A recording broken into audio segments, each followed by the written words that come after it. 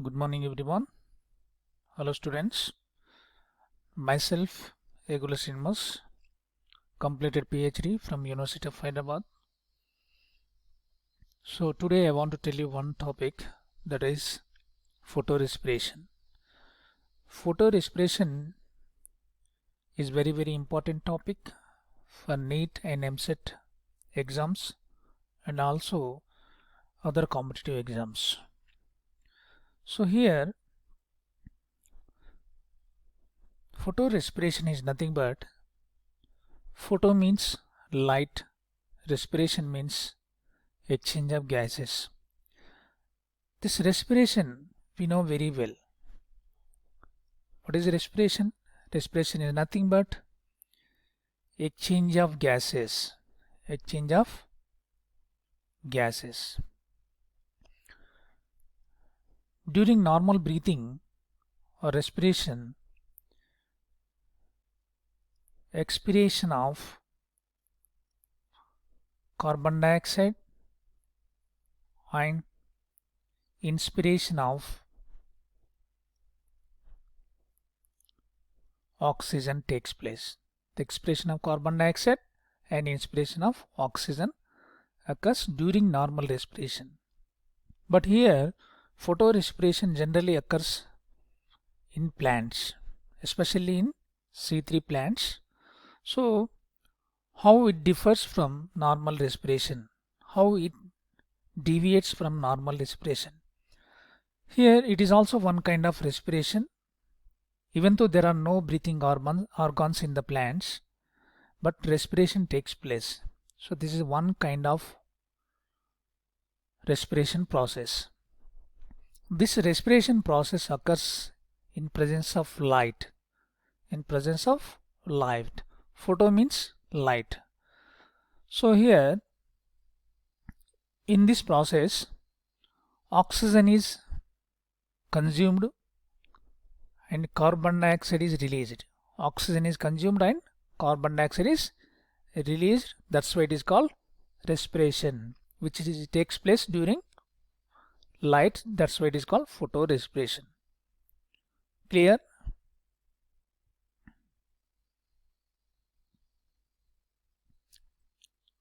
If you see historical background, in 1920, Otto Warburg first time observed that the presence of high quantity of oxygen, high concentration of oxygen inhibits photosynthesis. So this effect of oxygen on photosynthesis is called Warburg effect. This is called Warburg effect.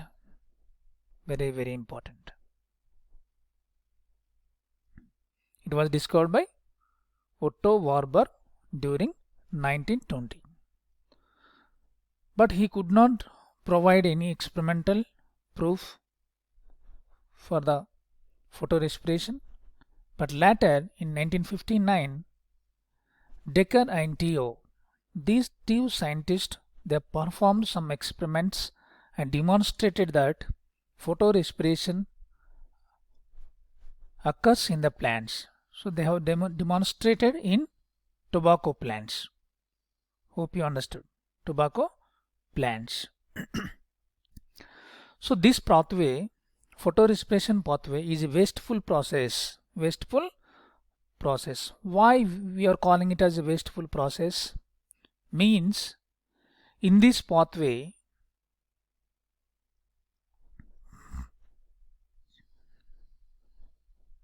there is no production of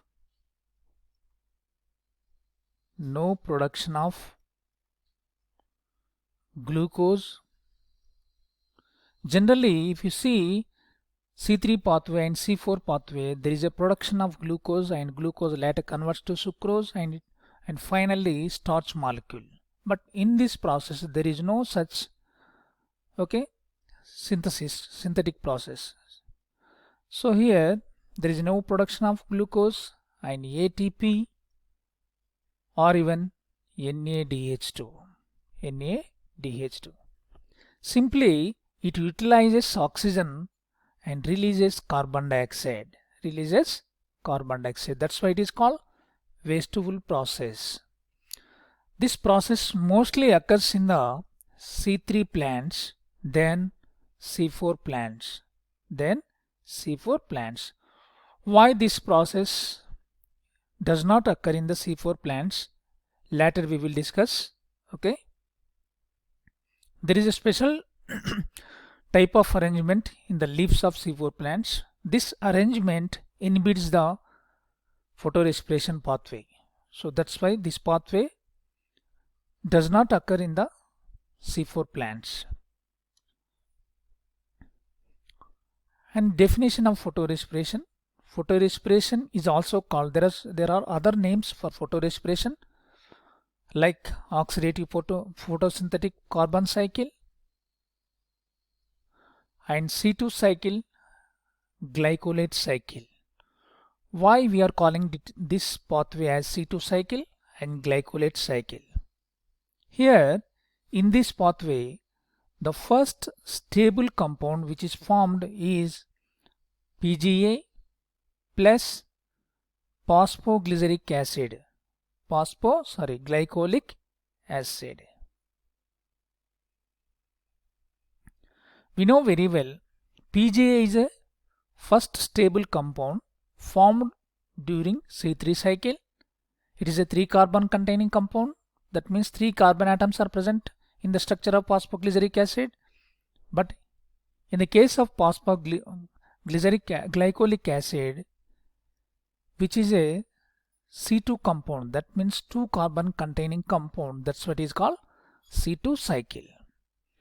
And why we are calling it as a glycolate cycle? This phosphoglycolic acid, it loses phosphate group and forms glycolate. That's why it is also called glycolate cycle. Please remember these are alternative names of photorespiration, that is oxidative photosynthetic carbon cycle, C2 cycle and glycolate cycle. So here the definition of photorespiration is photorespiration attempts to migrate the consequence of wasteful oxygenation reaction by the enzyme Rubisco. This Rubisco, as I told you, most abundant protein in the plant kingdom. Just like collagen in the animals, Rubisco is the most abundant protein in plant kingdom. Here, this Rubisco, here you can see highlighted in the capital letters carbon and oxygen, means C indicates carboxylase and O indicates oxygenase.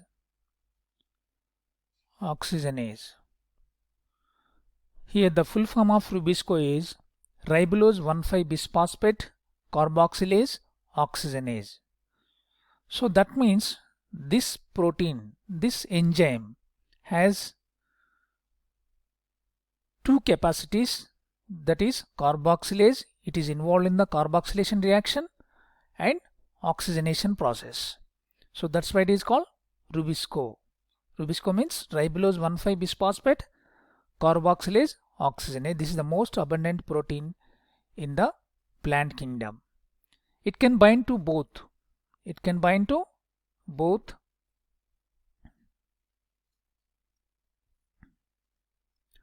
Like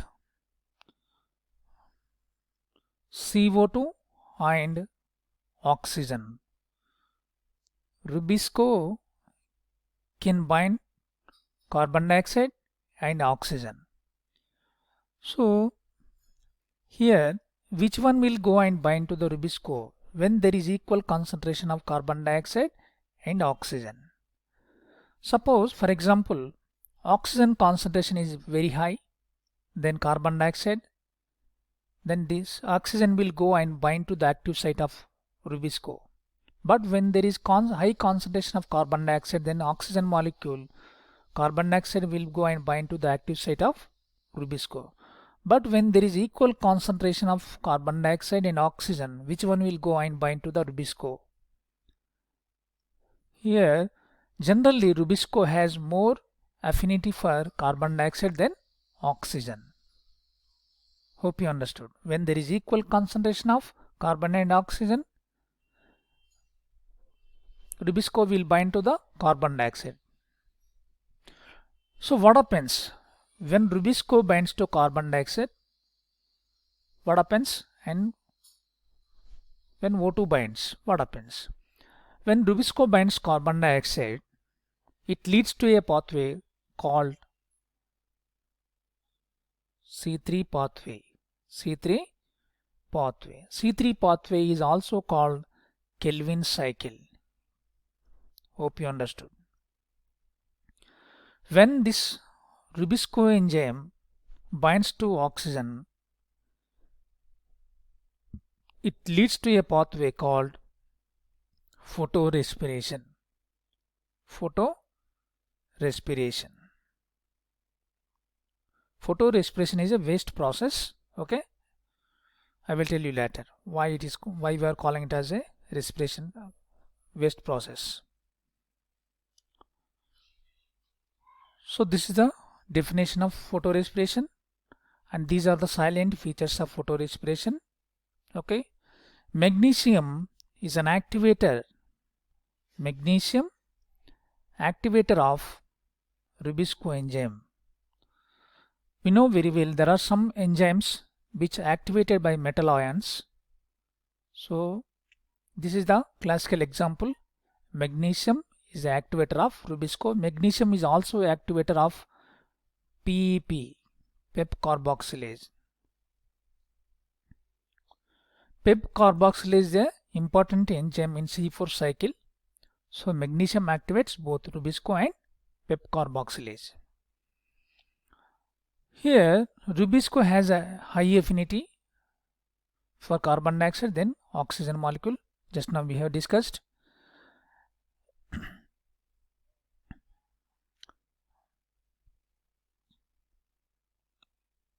Here in simple terms, what is photorespiration? Photorespiration is nothing but a pathway which involves conversion of phosphoglycolate into phosphoglyceric acid is called photorespiration. Nothing occurs in this photorespiration, only conversion of phosphoglycolate to phosphoglyceric acid by using ATP. For this conversion, ATP is utilized, but there is no production of ATP, NADPH or NADH and any sugar molecules.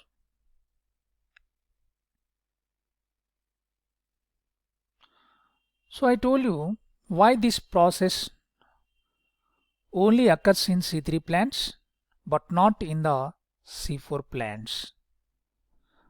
This photorespiration pathway does not occur in C4 plants. Why? Because in the leaves of C4 plants there is a special anatomical arrangement that is called Cranch anatomy. Cranch anatomy. Here Cranch is a German word. Cranch means wrapping or breathing. Okay. Here in the anatomy of C4 plants, anatomy of leaves of C4 plants, this is a bubble-like structure is called xylem and this one is phloem. So generally xylem and phloem is called conductive tissue. Xylem helps in the transportation of water and phloem helps in the transportation of food material. Together xylem and phloem combinedly called as conductive tissue or vascular bundles. Around these vascular bundles you can see there is a large thick walled cells. Generally they are present in 2 to 3 layers. These layers are called bundle sheath cells. Bundle sheath cells. The cell wall of bundle sheath cells are very thick due to the suberin material and these are also called Casparian strips. Casparian strips. So due to the presence of